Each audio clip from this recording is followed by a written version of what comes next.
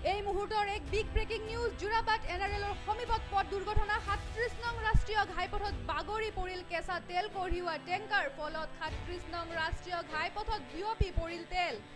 যাৰ বাবে যান বাহন চলাবলৈ অসুবিধাৰ সন্মুখীন হৈছে চালকসকলৰ ঘটনাস্থলীত উপস্থিত হৈছে যোৰাবাট যান বাহন আৰক্ষী আৰু অগ্নি নিৰ্বাপক বাহিনীৰ দল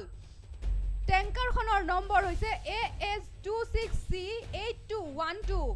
এই মুহূৰ্তৰ এক বিগ ব্ৰেকিং নিউজ যোৰাবাট এনআৰএলৰ সমীপত পথ দুৰ্ঘটনা ৩৭ নং ৰাষ্ট্ৰীয় ঘাইপথত বাগৰি পৰিল কেঁচা তেল কঢ়িওৱা টেংকাৰ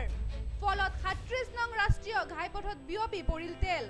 যাৰ বাবে যান বাহন চলাবলৈ অসুবিধাৰ সন্মুখীন হৈছে চালকসকলৰ ঘটনাস্থলীত উপস্থিত হৈছে যোৰাবাট যান বাহন আৰক্ষী আৰু অগ্নি নিৰ্বাপক বাহিনীৰ দল